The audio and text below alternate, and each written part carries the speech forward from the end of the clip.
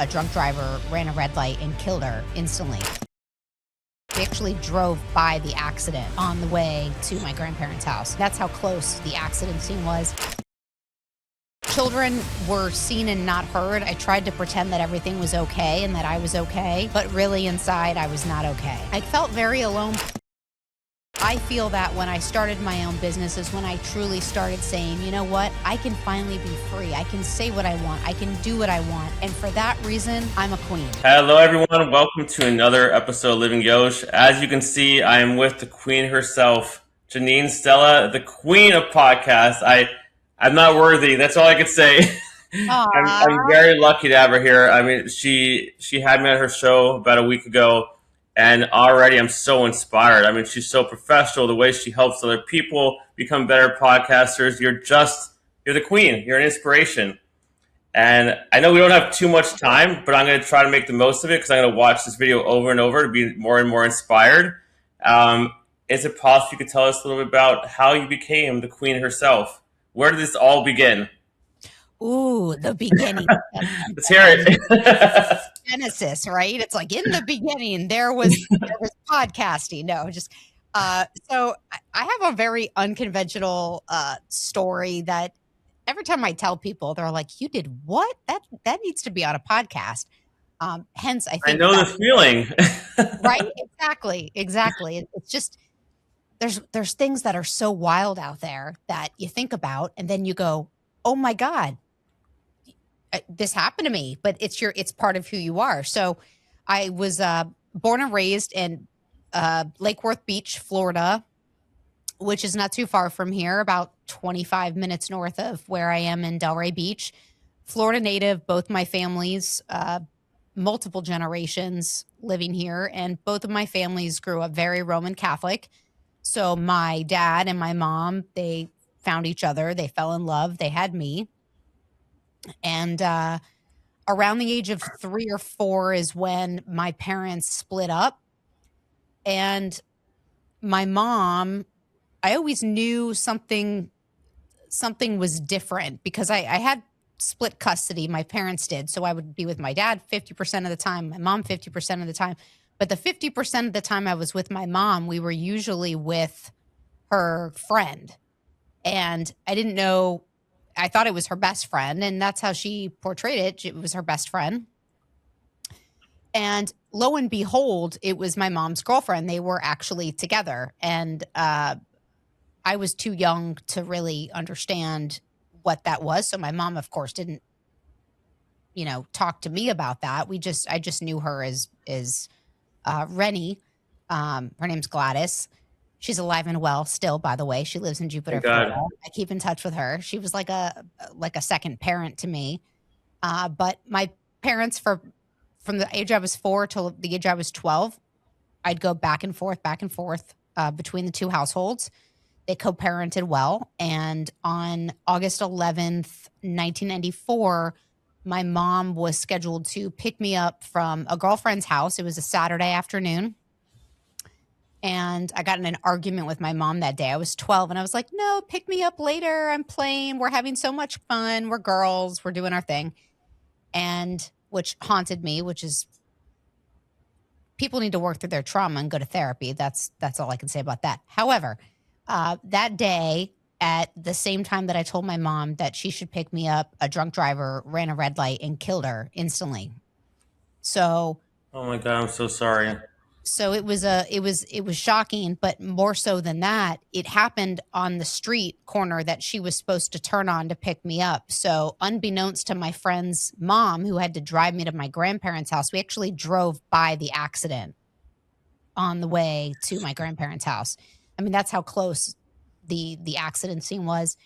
And my whole life that day just it was like a dream, like a really bad dream. All the events I really thought, and I remember calling my dad, and I remember sleeping in bed with my dad that night and opening my eyes in the morning and thinking it was a dream. Like I turned to my dad and I was like, "Dad, was that a dream?" And he's like, "No, Janine, that's it. It still seems surreal all these years later." I'm sorry. Can I ask? So once you woke up, you found it wasn't a dream. How did you react? I mean, it's so young, and your life is totally changed just like that. I mean, do you remember? Or is it, it's kind of it kind of Oh went yeah, I away a little remember bit. like it was yesterday. I remember like it was yesterday. I was so mad. I didn't understand what was going to happen to me. I didn't know. I thought people were were fibbing. Like when something that tragic happens to you when you're that young, you can't really process it the way you can as an adult. So all I knew was that my mom was no longer and that I had to move in with my dad. But my dad uh, was on disability. He had always been very, very sick. He was a type 2 diabetic with a lot of diabetic complications. And I basically became somewhat of a caretaker from my dad up until when he passed away in 2011. So my childhood really wasn't a childhood. I mean, I grew up really young, had to be an adult, no siblings. And then I was taking care of my dad and he was raising me, making sure that I was okay after all of this and trying to figure out what it's like, to raise a 12-year-old turning into a teenager as a young girl, as a dad, going through the changes of life, going through boys, going through all kinds of different things. Um, Did you have any friends that you felt like were like siblings to you? Did you have any really close friends? so coincidentally enough, the girl whose house I was at the time of the accident, we've remained friends. We still talk to this day. I love Um, that. but but not as close as we were. I mean, it was kind of awkward for her. I'm assuming because every time my dad would take me down her street to go for a play date, I was reminded of my mom. I didn't go down Gun Club and Jog Road for years, unless I had to, because I didn't want to be reminded by it. It was just a constant reminder. That street was a constant reminder of how my life changed into tragedy that day. And children were seen and not heard. My dad was very Italian. I kept quiet a lot of the time. I tried to fit in with other kids. I was always really heavy growing up. So I tried to just fit in. I tried to pretend that everything was okay and that I was okay. But really inside, I was not okay. I was definitely not okay. And instead of turning to drugs and alcohol, which is what a lot of people turn to, That's I right. turned to food. And I became very active in an eating disorder that I had for over 20 years. Well into college, uh, I lost a lot of weight. I was very unhealthy. I was very sick. All through college, I was just another human being. I was a shell of an individual. So trauma can hit people in different ways.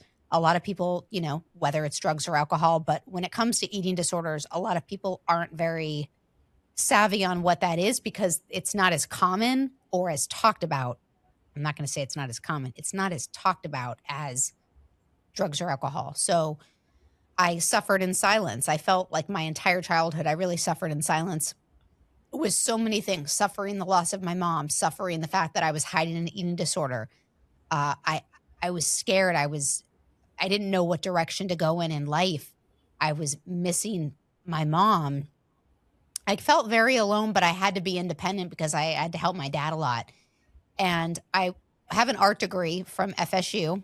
I've always been interested in the arts, whether it was digital design, photography, printmaking. That's really what I went to college for.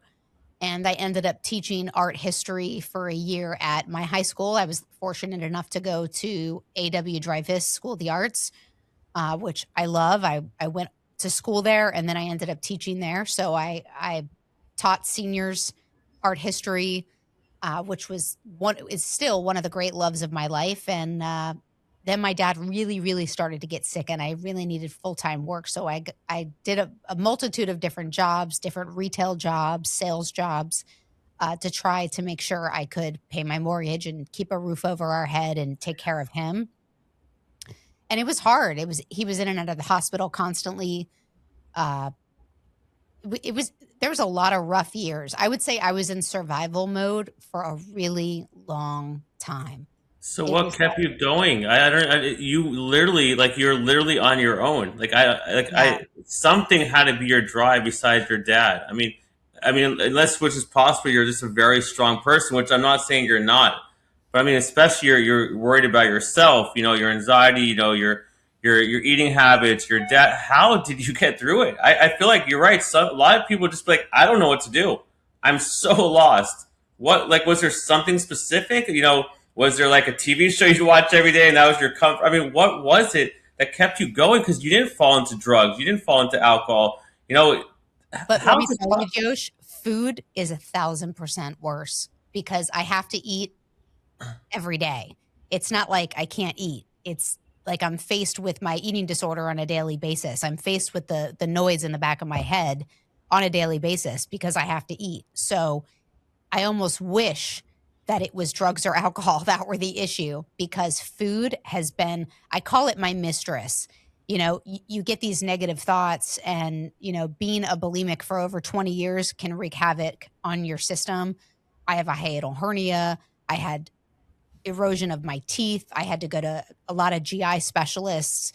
It was not an easy road, if Do you anything. think the fact that you had so much on your plate that was almost a good thing because you were distracted and it kept you out of possibly other things that could have harmed you? I mean, you had to work, you had to take care of your dad, you know, you went to school. So maybe the distractions were a good thing as much as they were very overwhelming.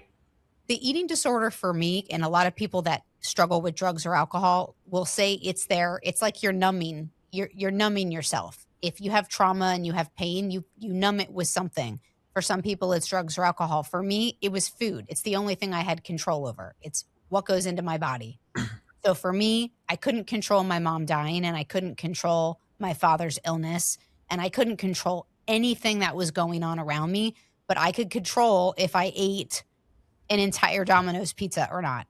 That's what I could control. So for years, it was the only thing that I had that was all mine, that couldn't be taken away from me. It was my voice in the back of my head. And it was awful. I don't wish it on anybody. In fact, if anyone is struggling with an eating disorder, they should seek help immediately. There's so many resources now, far more than there were back in 2004. But there's so many great resources available to people if they're struggling. And, you know, after my dad died, something in me changed. It really did, because I felt like I was so traumatized as a young person. And then with my dad, I was in survival mode, constantly taking care of him. So for me, I felt like I hadn't really gone into my purpose yet. And that was only in 2011. I got married I just in. go back a little bit. So you did the Sure. eating habits stop once your dad passed away, or was it before that? It stopped when my dad passed, but Okay. when with eating disorder, I've relapsed a few times. I'm not going to lie, it happens because I have to eat.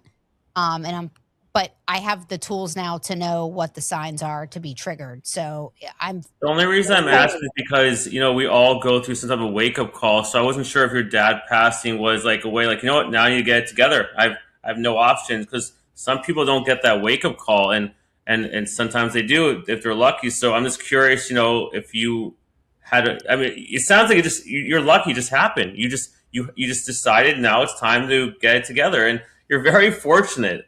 Well, it's my superpower. You know what? I honestly think that everyone goes through shit in life. And I Yeah. think my superpower, I always call myself the black sheep because I feel like I'm on an island on my own. And everyone really is on an island on their own. We all have different thoughts and beliefs. And even if we're married to people, we're still individuals. We're still different. You know, we're still different from the people that we live with. We're human beings. And so I think I wanted to prove to myself more than anything that I wasn't a failure, that I had something to prove, and I didn't know exactly what that was, but I wanted to do something meaningful in the arts, whether it was design, whether it was creating. I didn't know what that looked like, but I got into the finance world and I hated it. I hated It it. doesn't seem like your type. it was all right. I sold some life insurance. I did some good, cool stuff. I mean, I helped a lot of people, and I'm a big believer that everyone should have life insurance. Thank God my mom did. It was the only way I went to college, and I could go down a rabbit hole on insurance products, but I won't. But I just wasn't feeling like I was contributing to what I needed to do. And so I remember walking into my office in Boca, and I said, this was back in 2018. And I remember walking into my boss's office, and I was like, I'm putting in my notice. I am going to go into podcasting. And what? Like, how does that just happen? You go from no voice all these years where you're quiet, you're just kind of figuring yourself out, to you go to your boss, which is hard enough, and says, I'm leaving to go do podcasting. I had a dream. I did a self-discovery course, which I got a self-discovery coach. I did a lot of work on myself. I was going through a separation with my husband at the time. We were separated. I was immersed in self-discovery and trying to figure out within Janine what I had to do to be whole again with myself and what I really wanted out of life. Did I ultimately want to wake up every day and do finance? I didn't want to do it. I wanted to wake up every day and do something that I really loved. And so when I did that, I think everyone thought at the financial institution that I was at that I was absolutely batshit crazy. And you know what? I am. I mean, I'm hearing the story and it sounds a little crazy. I'm nuts. And you know what? I love it. No regrets, so they say. No regrets. I got into television production. I started in the TV world. I started being a television producer for different shows on Lifetime TV, Travel Channel, Fox Business, all different things. I've worked with a lot of different people, and I just got immersed into the entertainment world. And I started a radio show / podcast in 2019, and I just got the bug. So they say. I'm like, I really love doing this. Like, I love it. Do you mind if I go back a little bit? Sure. So you walk in your boss's office. You have a dream about podcasting. So how did you get the confidence? Look, what was step one? You got a microphone and said, I'm going to practice recording myself, or I have so much energy, I'm just going to walk into every podcast and say, I'm ready to do this. Like, how does someone get started? How do you get the confidence? I didn't. I got started in TV production. So with TV production, I got to know the ropes on the television side, but I had a friend that said, hey, I want to do a radio show. Okay. And I thought, oh my God, I would be great on the radio. Little did I know that radio, and that's why I have a podcast space, radio was very challenging. You had to be live. It was a certain time every single week. There was no reuse, right? There's no editing in live air. So it was frustrating on that aspect.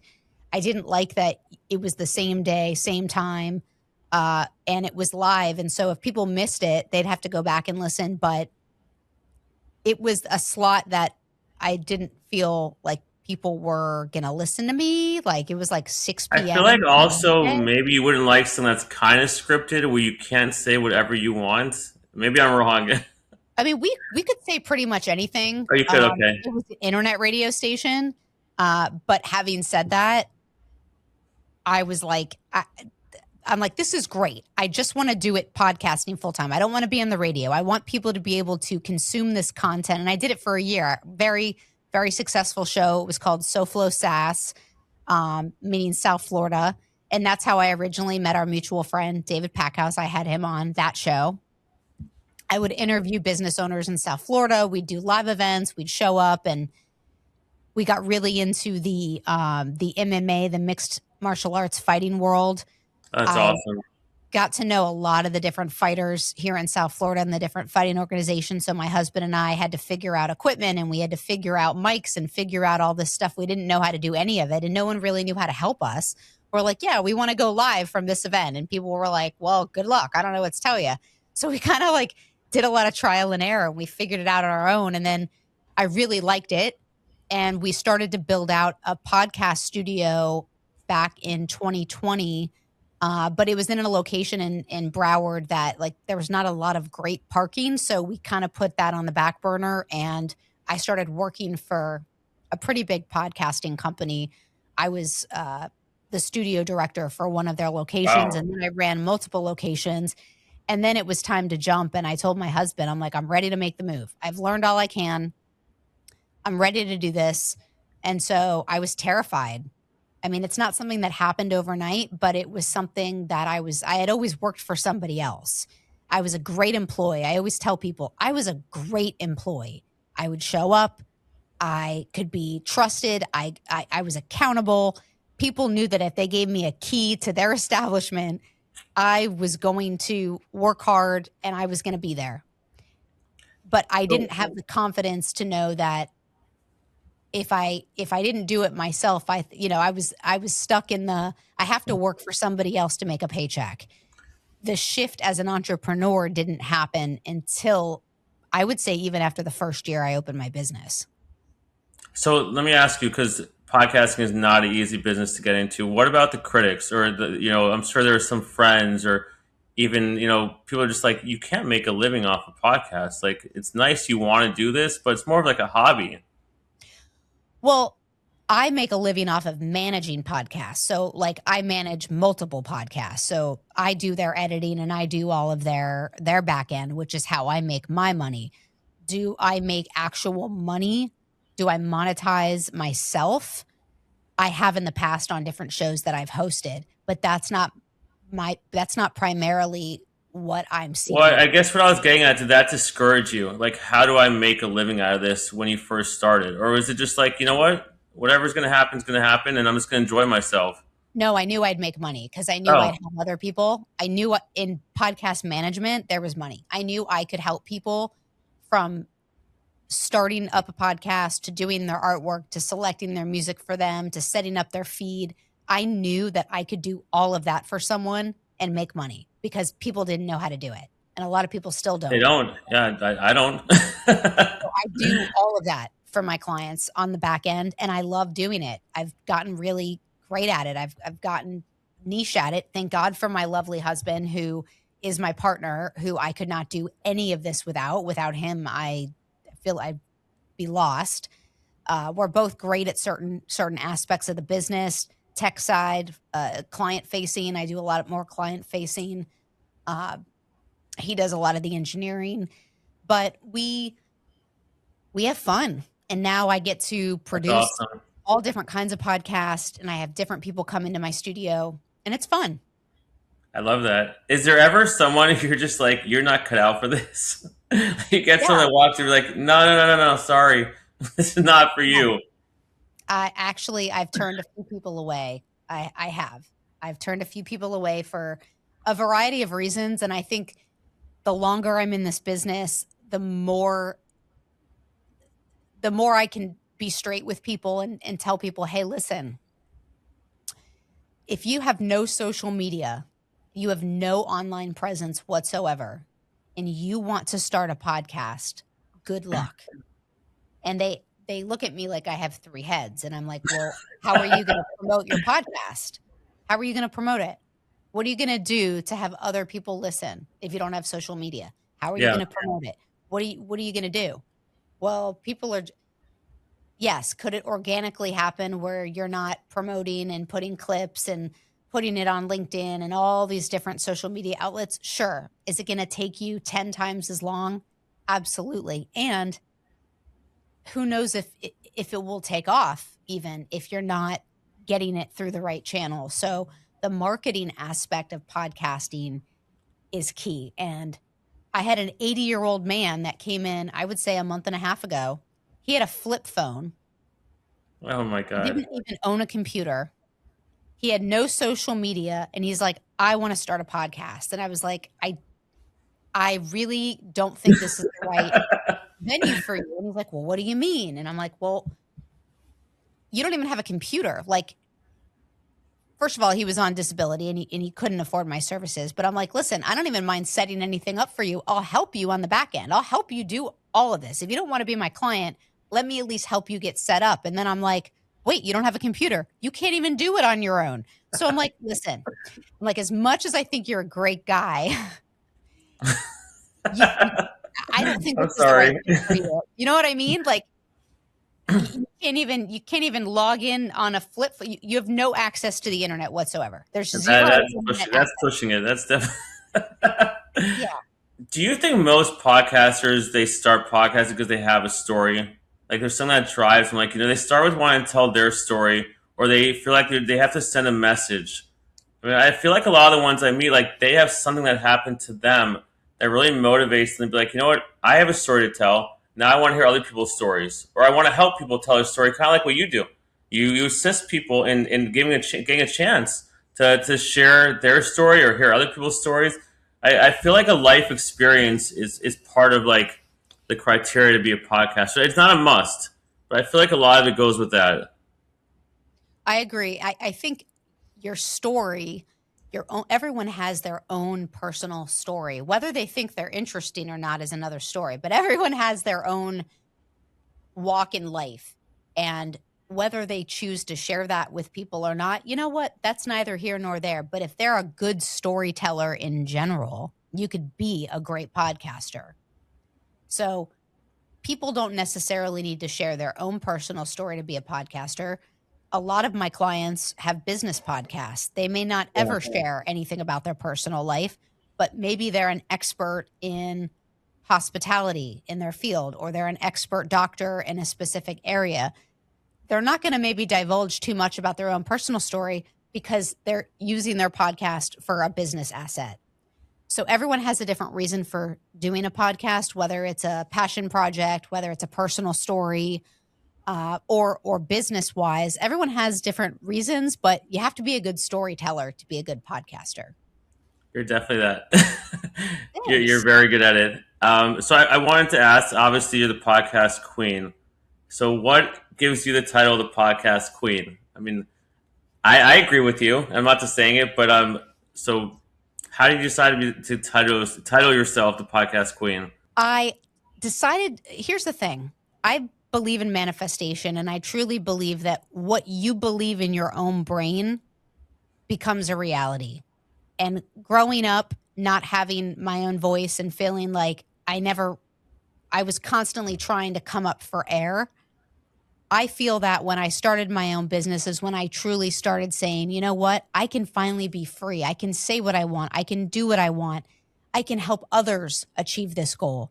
And for that reason, I'm a queen. If people think otherwise, that's okay. They can challenge me. You know, I love that. okay. I feel like you need to have confidence and strength, and you could be whoever you want to be. It doesn't matter what anyone thinks. And do I think I'm the only game in town? No, there's other people that are very great podcast producers. I know a lot of them. We've all worked together. We all bounce ideas off each other. But if I don't think I'm a queen, who's going to think I am a queen? And who's going to trust me? I agree. Start their show, right? Yeah, I mean, it's all about what you think you are, and you should just go with it. I mean, I feel like if you have a thought, just go with it, and it works. It works. If it doesn't, you're never going to know unless you try. I totally agree. When did you start podcasting, Yosh? Huh? When did you start podcasting? As soon as my basically when my plea deal ended, a little bit after that, I started going on podcasts to share my story, and then I'm like, wait a second, I love hearing people's stories. Why am I just telling mine? Why don't I ask people about theirs? Because I'm so inspired by what people have to say and the strength people have. I mean, it's just a part of me now because I feel like I'm one of those people now. I'm someone who was very weak, didn't have a voice, like you said. It's very hard not to have a voice. And once you have a chance to speak, go for it. And I just want to have a voice again. And I think part of that is being on the microphone. No better way to get your voice loud than on a microphone. And the coolest part about being behind a microphone is not everyone may like you. Not everyone may agree with you, but it's your truth, and you own whatever you put out there in the cosmos. And I always tell people, I probably could go back and say, maybe, do I regret saying that? Like, I've said some things on podcasts throughout the years that I'm like, oh boy. I can kind of imagine that. I mean, I've gone off the deep end with some stuff. And I think, oh my God, maybe I shouldn't have said that. But then I think, you know what? I'm still authentic. I'm still true to myself. I've got to own it. If I said it, I said it. I also like podcasts because I feel like on social media, there's so many comments of hate. I feel like, and maybe I'm wrong because I haven't been here as long as you, but you don't hear a lot of people calling up a podcaster and saying what you said was so stupid, or they voice themselves as much as they do when they could just text it or write it on like a Facebook page or something. Like I think they respect honesty, like especially they hear it straight from your voice. Like as much as there's haters out there, you get a lot of respect if you could be yourself because a lot of people can't be. I think a lot of podcasters suck. I'm not going to lie. I've met a lot of really bad. So what makes a bad podcast? What makes you suck as a podcaster?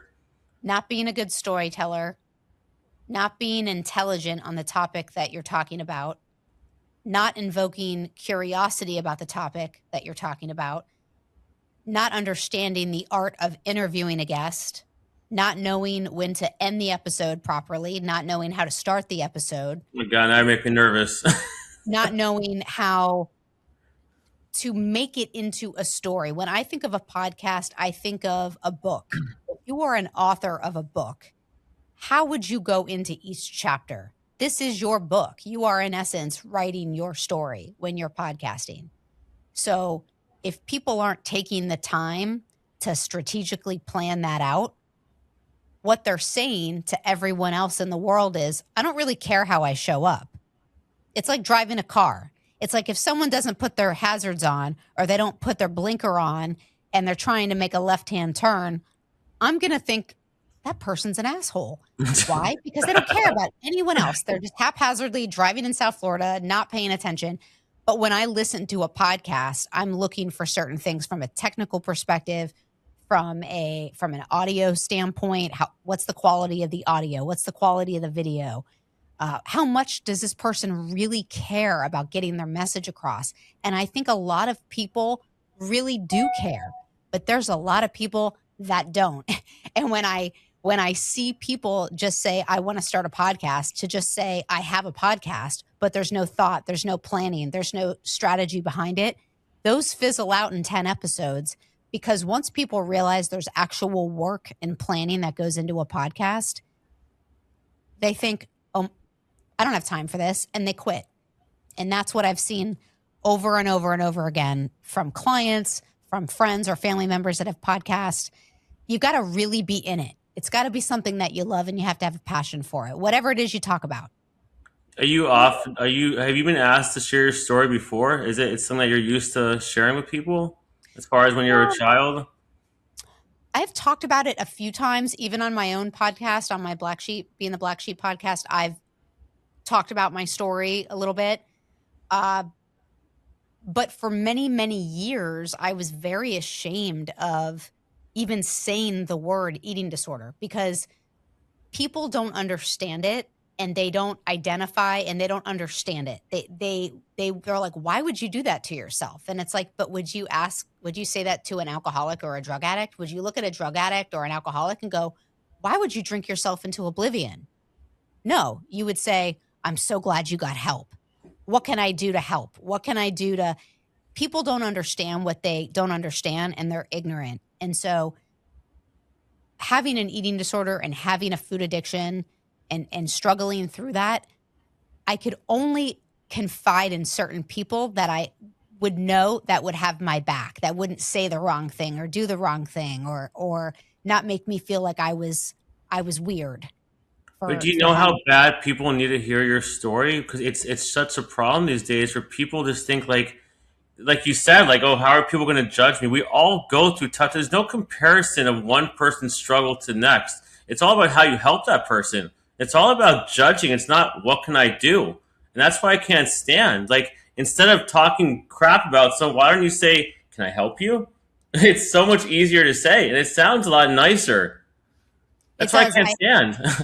100%. Like the post that you liked on Instagram, for example, because my husband's 13 years older than me, I boosted the post and I have like over 14,000 views on this post, and some weird troll behind a keyboard put on a comment and I hid the comment, and it was, oh, she'll be putting diapers on him soon enough.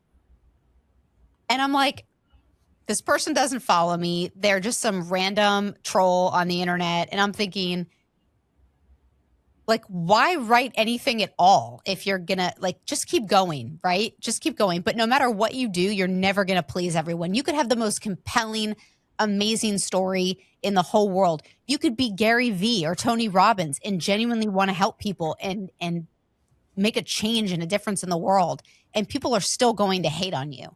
And that's their own insecurity. It is 1,000%. And unfortunately, that's a world that we live in when it's based on jealousy and envy, and not enough people reaching deep and saying, I'm going to be truthful. I'm going to congratulate my fellow friend for their achievements and their goals and their success. And a lot of people just have issues doing that, unfortunately. I mean, I don't hate a lot of people. I mean, I don't think I hate really many at all. And I have people that since what I went through, they don't talk to me. And I think it's because they feel like, it's better to not say anything bad or something awkward than to, whatever. So I feel like if you want to be quiet, be quiet. Don't write something negative. Like, where is that going for you? What is that doing for you? There's no gain at all. You're better off saying nothing. You're not relevant by writing one comment on Facebook. You don't get your 15 minutes of fame. But misery loves company. And no matter what, can you imagine having, like, I don't know, I don't even want to use her name, but celebrities that have multi-millions of followers, 200, 300 million followers, things of that nature. The hate that they get on a daily basis on one Instagram post would be enough to make someone cry. I mean, at that point, probably you're better off having, someone else just manage your account, which is what a lot of people do, so they don't have to look at all the comments, because that would just be enough to make you go. I stopped after 100 on one of my stories. I'm like, it's okay.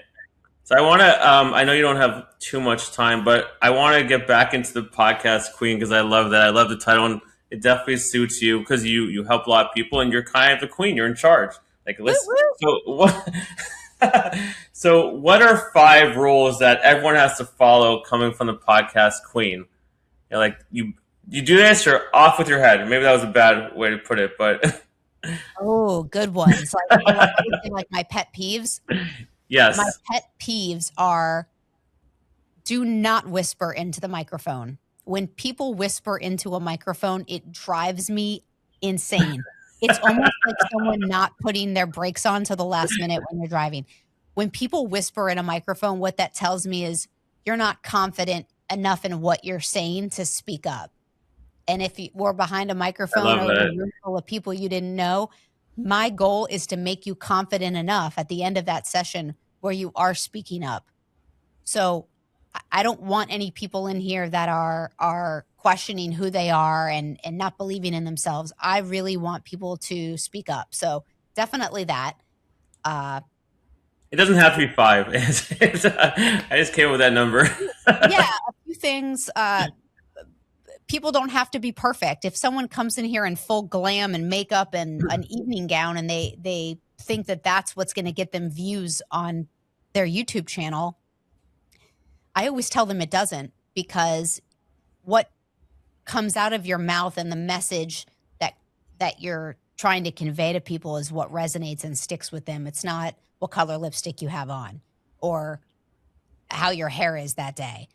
It's about the content. You can make content on your phone sitting in your car, and it's just as impactful and powerful. I always tell people to have a strategy. Don't just come into the studio and just say, I don't know what I'm going to talk about today, because I'd rather you reschedule your session with me. I'd rather you come in and say, all right, what's the plan today? What are we going to talk about? How are we going to set it up?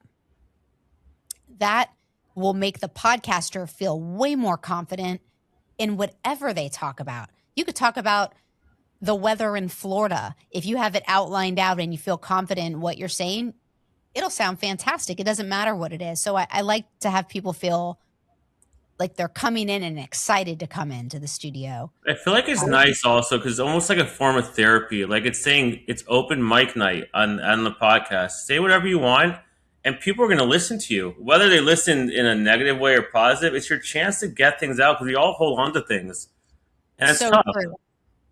So true. There's so much out there, and there's so many people who have stories, and they're terrified. And well, let me finish that. They're terrified to tell their story. A lot of people that still work for corporate America feel even constrained with having their own podcast in fear of being fired or, having other people judge them, family or friends.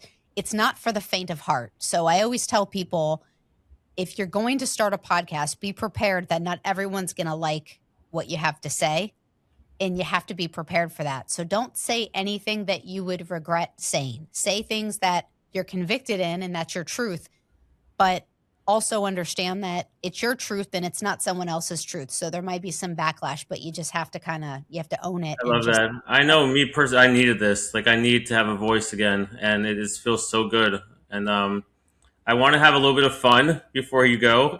Oh, I like By the that. way, I have fun the whole time. This is fun for me. This is awesome. So we're going to do a little quick lightning round. Nice. It'll be quick. Okay, so first of all, coffee or tea? Oh, neither. Okay, I would say coffee. I used to be a coffee drinker, but now I drink Celsius and I'm like a full-blown addict. I love it. It's fabulous. All right, I love that. I already know the answer to this one, but I'm going to ask anyway. Audio only or video podcasts?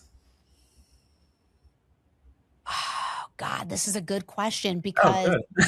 I want people to perfect it's not a black and white answer. I want people to perfect the art of audio podcasting because that is the act of storytelling. That's the art of storytelling. Whether they're on video or not, it really doesn't matter, to be honest with me. Oh, I like that. Whether they get the audio 100%, then get behind a camera and not have anything interesting to say and just look like they do. Okay, that's cool. That's a good answer. What's more of a memory you think down the road? Your first interview you did or a dream interview of the person you've always wanted to interview? Which one sticks with you the most? I don't know. I think I have some people on my wish list that I'd like to interview that I think would make me feel fulfilled if I found them and scoured the internet and reached out to them. I think that would be a lot of fun. I hear you.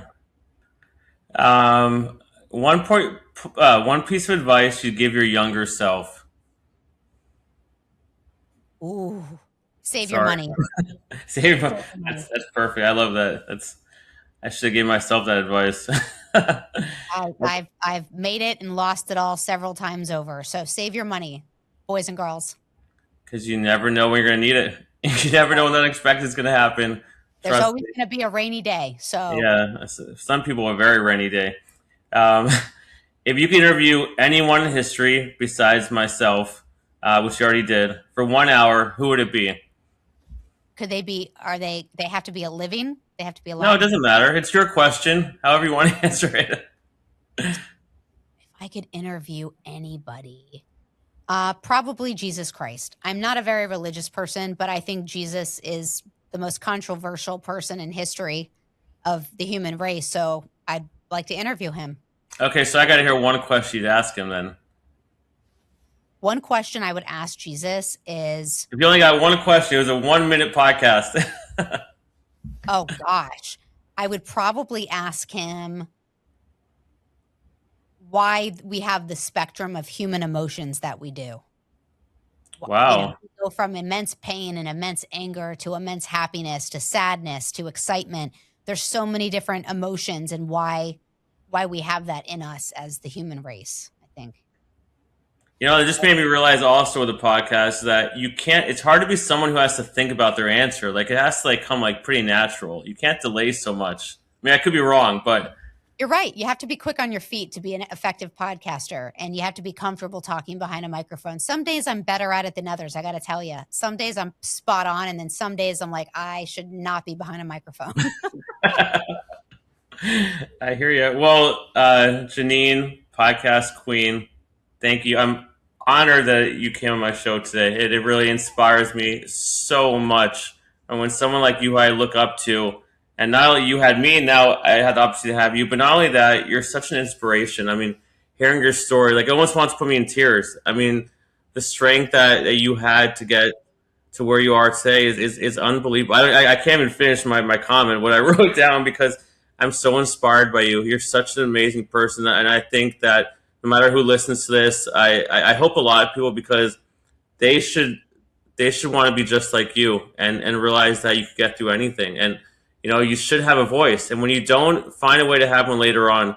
I can't say more because I'm almost in tears. I mean, Oh, you're such an yo. amazing person, and this is what Living Yosh is about. I want people to feel okay telling their story. You don't have to do it the same way you and I do, but find somebody. Don't hide. You need to let it out and know it's always going to be okay. And you proved it today. So thank you, and thank you for Thank inspiring you. people. Thank you so much for having me on. I think it's so important. You and I have had so much tragedy and trauma in our life and things that have occurred, and it's so cathartic to talk about it. And that's the beauty of podcasting is that you can talk about your truth, and it's almost like a journal. It's like your own diary, and you get to talk about whatever you want to talk about, you know? And that's what makes life so interesting is finding people like you and sharing our stories and knowing that we're not alone and we all go through stuff, you know? We Yeah. do. We go through stuff. But look how resilient and awesome we are. I mean, I we're mean, I'm pretty not the good. podcast king yet, but I feel like I'm getting pretty awesome. Why not? I declare you podcast king. No, that's too much of an honor. Not this quick. You know what? Live up to it. You're a podcast king, official Living Yosh podcast king. Wow, that you have no idea how much that means. That's thank you so much, and Leave it. You got this. thank you everyone for listening, and keep on being inspired, and keep on inspiring others. Living Yosh signing off.